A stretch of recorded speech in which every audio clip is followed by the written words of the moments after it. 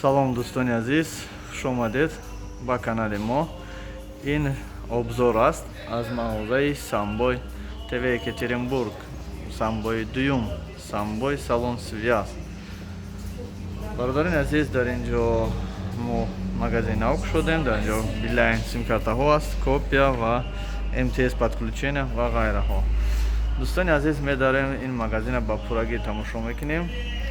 Дар ин ҷо мо дорем ксерокопия, распечатка, сканирование, цветной печат.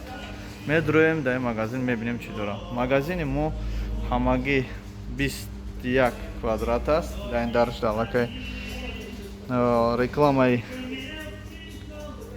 лампо ҳастай ки мардум бубинанд. Боз рекламаи билайн аст, яки симкартаи билайн мешем. Дар ин ҷо номери телефони мо, яъне Сбербанк.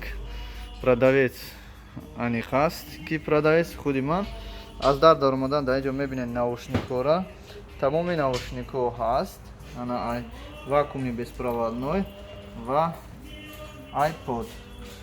Дар ин ҷо рекламаи Теле2, МТС аст ва боз дигар намуди наушникҳо ва симкартаҳо дар ин ҷо гузошта шудааст.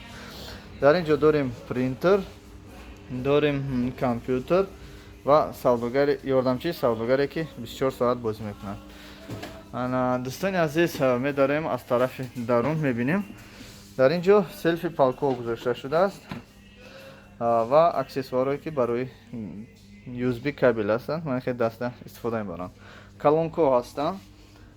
Якчанд калонка ҳаст барои фурӯш, сакча ҳаст барои туҳфа. Ино ҳам калонка аст.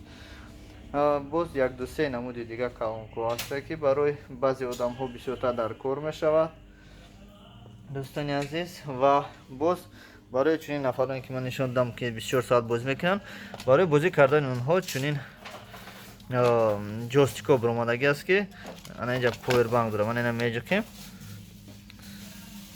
Ба як ҷӯхидани мо заряд дошта бошад, агар гирон мешавад. Ман дуюмаша попол мекунам. Ана вақте ки гирон шид, аллакай шамолтия ки ин дар кор медояд. Чувствовать мекунем ки шамол дода истодааст. Ана кор карда истодааст. Повербанк дорад. Менакушам.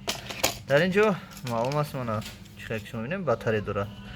Повербанк барои нафароне ки мехоҳанд телефонашонро хуб заряд монанд, зарядякҳои хуб дар кор бошад, чунин зарядякҳо барои Samsung Type-C.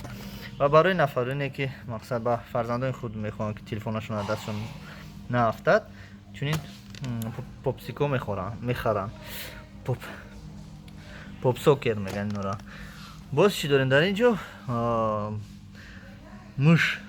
мушакҳои барои компютерӣ беспроводной дорем, бо проводной, игровой ҳам ҳаст. Попсокер хайно. Боз барои нафароне ки мехоҳанд ба падару модарашонро тӯҳфа харанд, марҳамат, аз телефонҳои мо истифода барам. Занг занед, биёед ин телефонҳои наве ки нархи арзон 1650 сум ки дар ягон ҷо чунин нархҳоро намеёбед, харидорӣ намоед. Дар ин ҷо наушникҳо ҳам ҳастанд. Боз ба ғайри наушникҳо бо телефонҳое ҳастанд ки хеле ва хеле хурд ҳастанд ки бисёр одамҳо чунин телефонҳоро мекобанд, аммо намеёбанд. Дӯстони азиз, ина шамо барои шумо нишон диҳам ки яке аз телефонҳое мебошад ки хеле ва хеле ҳам хурд аст, аммо ин бошад аз ин бо дучанд хурдтар аст. Дӯстони азиз, фаромӯш накунед ки ҳама ино дар магазини Самбой ТВ Екатеринбург фурӯхта мешавад ки ҳозир дар Малышева 29 ё ки улица Вайнера аст. Подземни пешеход. Телефонҳоро бинед. Дӯстони азиз, ман медонам ки бисёр вақт шумо дар интернет мешинед ва барои шумо қувват, яъне барқи лозим мешавад ки доимо шумо телефонатонро заряд диҳед. Пас аз повербанкҳои мо истифода баред. Повербанкҳои мо аз 5 то 10 ҳазор мАч кор мекунад ки телефони шуморо 1 то 2 бор пур мекунад. Боз дорем 10 ҳазор мАч, качествои беҳтарин ва хубтарин. Агар памяти телефони шумо бисёр набошад, пас аз ин флешкартаҳои мо метавонед истифода баред. Барои компютери шумо, барои ҳуҷҷатҳои шумо флешка дар кор мешавад, пас ба номерҳои мо занг занед ва Малышева 29 омада аз ин флешкаҳо харидорӣ намоед. Шумо Nokia билайн доред, телефони смартфонро дӯст намедоред, پس با شما ضریت کمی میکنند مرحمت از این بطری استفاده برید. دوستان عزیز، نفرانی که ماشین دارند و تلفن های خود رو میخواهند که دوی مدت ضریت باشد، مرحمت یا یکی در یک جا داشته است، مرحمت از این پستافکای ما استفاده برین. و نفرانی میخواهند که بلاگری کنند، نوار برداری کنند و در ماشینشون کامera گذارند تا که چی حالتی که باشد در راه حالت شاید نوار برداری کنند، مرحمت از اکشن کامera های ما استفاده برین. در اینجا داریم برای سپورتسمن‌ها چخولی داریم که در دستاشون بسته و تسمه دارن، در دستاشون میبندن و سنسورشون کار میکنن، از این استفاده میبرن. یا که در وقتی بارونی از این چخولی ما استفاده برین. و تمام نمود استکلاهایی که شما در اینجا میبینید برای تلفن های شما رو هست.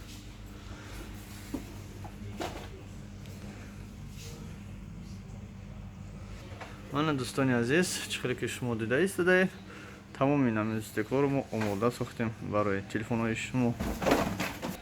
باز برای مادران، خواهران تمام نمود چخول های زیبا رو پیشکش شما کرده ایستاده ایم. مرحمت تماشا کنید و لازم باشد به نامه های ما زنگ زنید یا که به کوچه وینера Малаша 29 بیایید.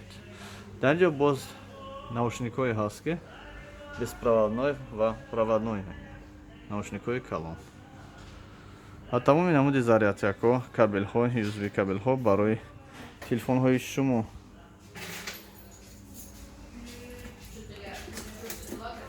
کدام خواهشمندی گوش کردن چیزی باشد یا موسیقی یا آیات های قرآن، مرحمت از این نوشنیک ها استفاده برین، بلکه در جای های جمعیتی به مردم خلل نرسونید.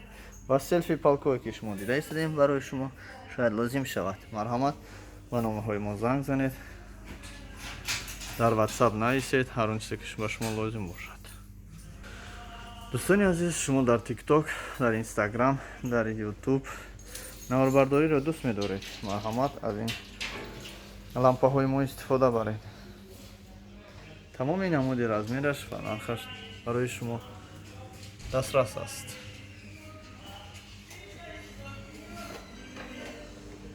اگر شما آیفون داشته باشید، تمام نمود مدل چخول ها از ما با نرخ ارزان خریداری کرده میتونید.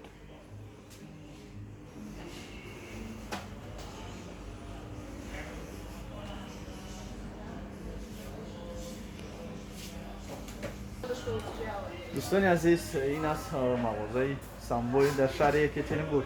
گفتنی هم با شما این دوم مغازینی هست که در شهر یکاترینبورگ ما برای شما کشوده ایم که اومده از ما چخول ها، ضریتک، تیکلو و غیره ها دسترس نماییم. خدا همه شما را نگهبان باشه. ما با شما هستیم. من هستم پریز از کانال یاد تاجیک.